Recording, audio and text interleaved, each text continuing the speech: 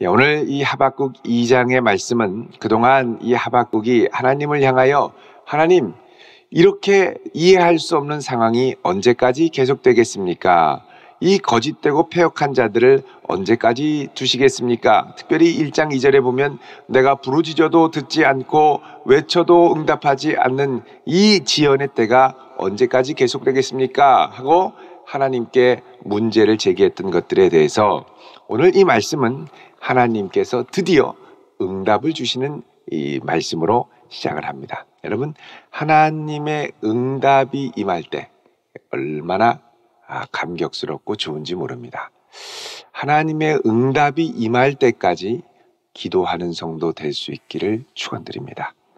응답이 있을 때까지 기도해야 되죠. 근데 우리는 응답이 오기도 전에 기도하다가 제풀에 지치는 경우가 참 많습니다. 오늘 말씀에 보면 뭐라 그러냐면 너는 이 묵시를 기록하여 판에 명백히 새기되. 자, 명백히 새기라는 것은 분명한 하나님의 응답이 있다라는 걸 말씀하는 거죠. 이것을 달려가면서도 읽을 수 있게 하라. 자, 성급하게 도망가고 성급하게 피난 가고 정신없이 여기저기 휩쓸려 갈 때도 읽을 수 있도록 하라. 자, 읽을 수 있도록 하나님이 기록된 계시로 준 것. 이게 이제 객관적인 계시다. 이렇게 얘기합니다. 객관적 계시. 객관적 계시는 모두가 읽고 모두가 받아들이고 모두가 붙들 수 있는 계시. 여러분, 보통 하나님께서 응답을 주실 때는 나에게만 특별히 응답을 주신다고 생각할 때가 많죠. 근데 하나님의 응답은 많은 경우에 그 공동체 전체가 받아들이고 확신할 수 있도록 객관적인 형태로 응답을 주십니다. 모두가 읽고 받아들이는 계시. 모두가 읽고 받아들이는 계시, 대표적인 것이 바로 성경 말씀이죠. 모두가 읽고 받아들일 수 있도록 기록된 계시로 우리에게 주시는 것, 이 성경입니다. 하나님께서 이 하박국 선지자에게 이렇게 읽을 수 있도록 도망가면서도 회피하면서도 피난 가면서도 달려가면서도 읽을 수 있도록 주신 것은 아무리 상황이 다급해도 모두가 이 응답의 말씀을 붙들고 함께 버티며 기다리라는 것입니다. 그래서 기록된 계시가 참 중요합니다. 나에게만 특별한 때 직통으로 온 계시는 나중에 조금 상황이 어려워지거나 지체되면 그때 내가 잘못 들었나 이런 생각이 들게 됩니다.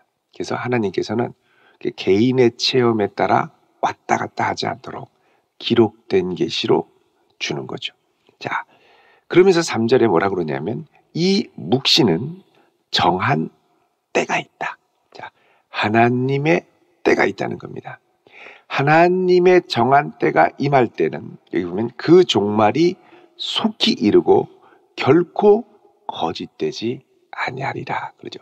하나님께서 작정하신 그 응답과 때가 올 때는 속히 이르고 분명하게 응답이 된다는 겁니다.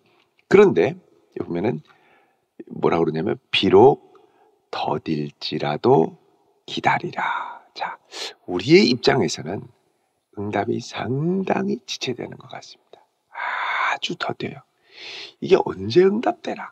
너무너무. 그러니까는 나중에 응답되고 났을 때는 아이고 그 시간이 참 그래도 지났구나. 그래도 그때 내가 기도했는데 이게 그렇게 많이 오랜다라는 생각이 안 들지만 기다릴 때는 너무너무 긴 거죠. 아브라함 같은 경우도 그러지 않았겠습니까?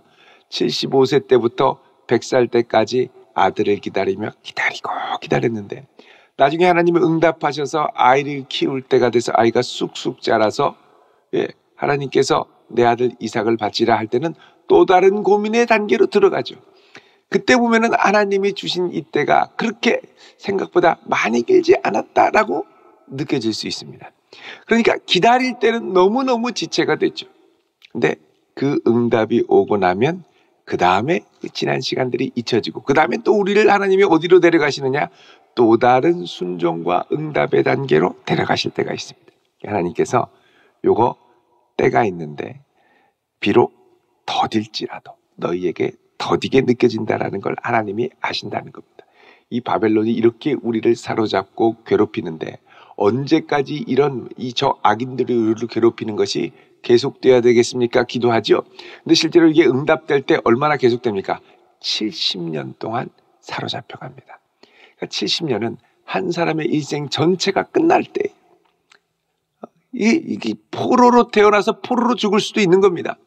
이게 하나님 언제까지 계속돼야 되겠냐는 거예요. 근데 하나님께서는 이게 더딜지라도 기다려라. 지체되지 않고 반드시 응할 것이다.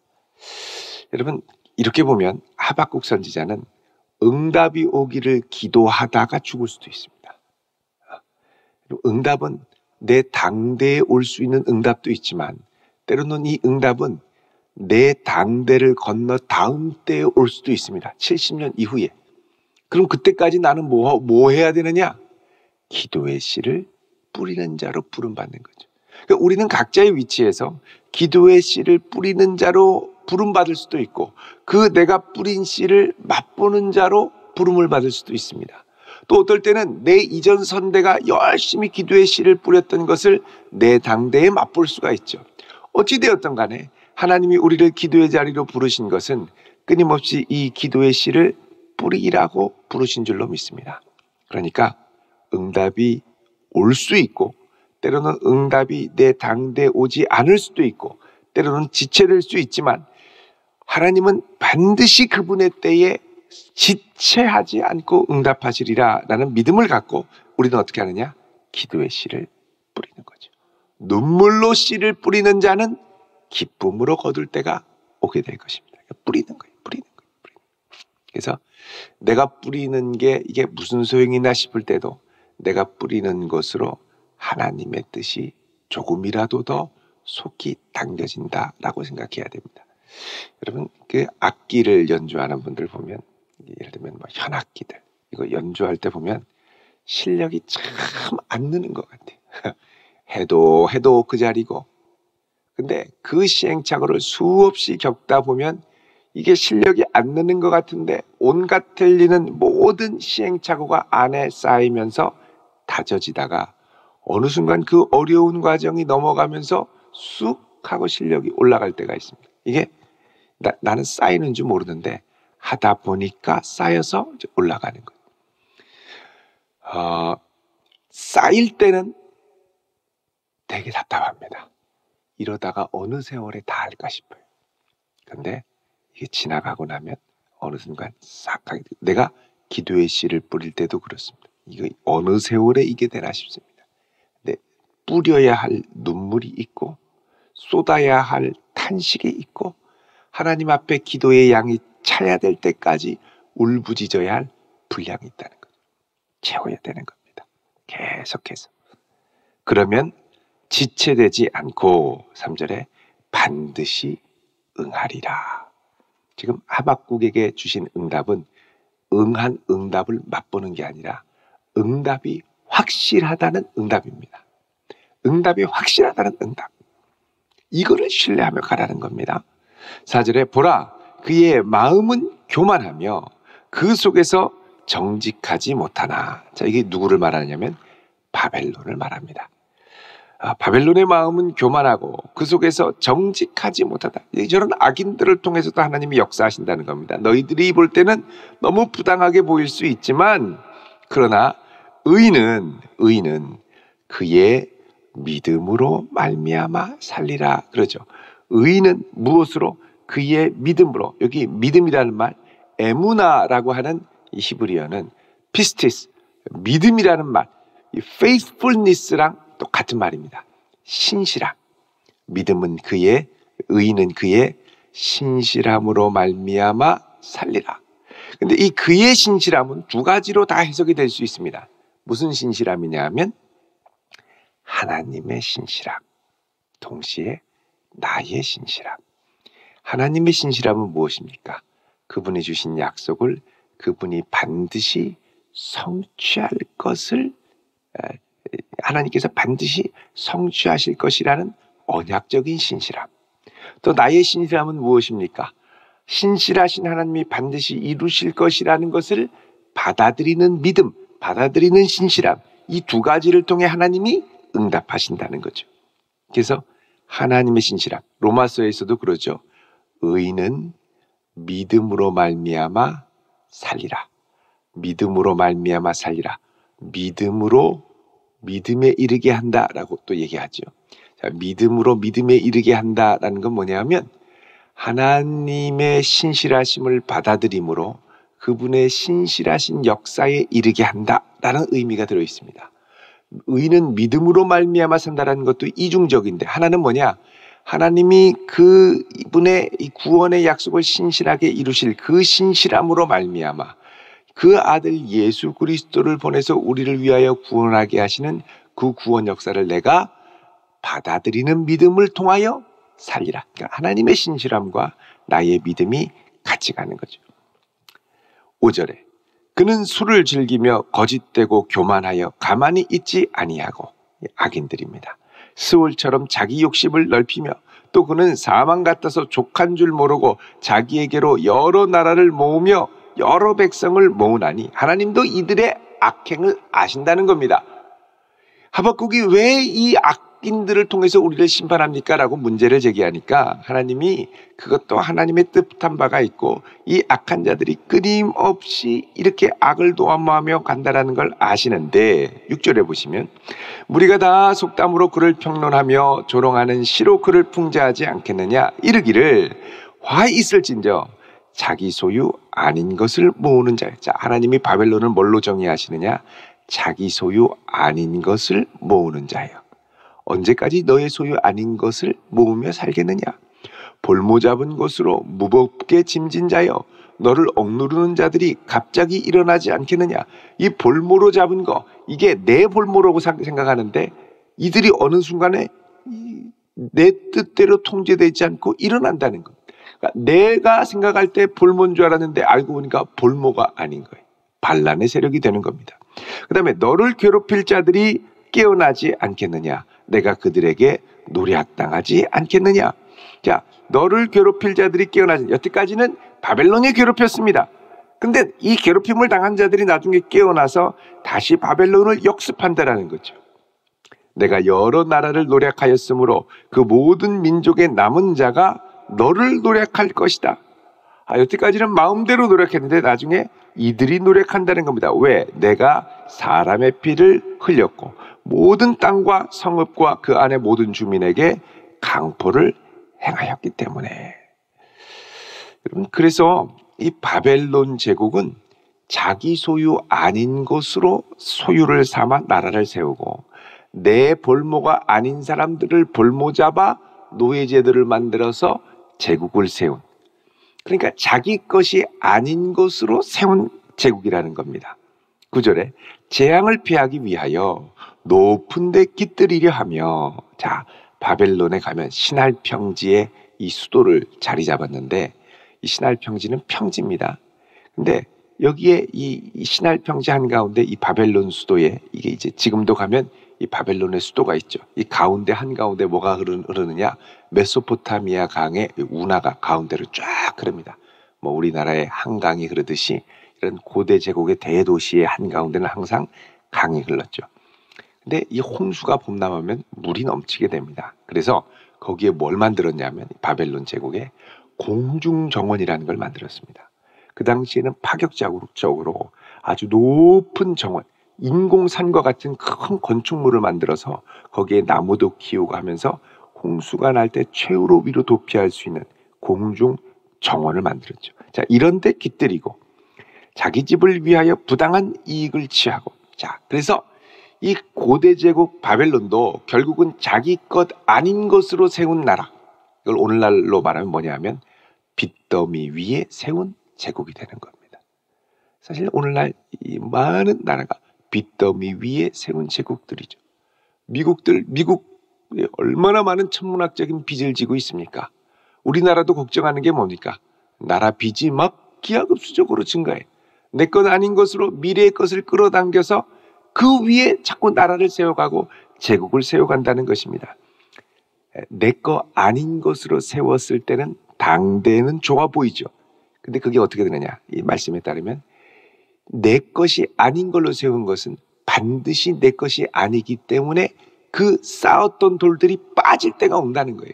그거 빠질 때 속절없이 무너진다는 것이죠. 그래서 재앙을 피하기 위해 높은 곳에 깃들이면 괜찮을 줄 아느냐? 너희들에게도 화가 있을 거다. 또 자기 집을 위하여 부당한 이익을 취하는 자, 부당한 이익들, 그게 내 이익이라고 생각하는데 내 이익이 아니라는 겁니다. 정당한 이익이 아닌 부당한 이익은 부당한 이익으로 또 뺏기게 된다는 것이죠. 10절에 내가 많은 민족을 멸한 것이 내 집에 욕을 부르며 내 영혼에게 죄를 범하게 하는 것이 되었도다. 담에서 돌이 부르짖고 집에서 들보가 응답하리라. 이거 뭐냐? 담에서 돌이 부르짖는다. 돌을 갖고 담을 쌓았습니다.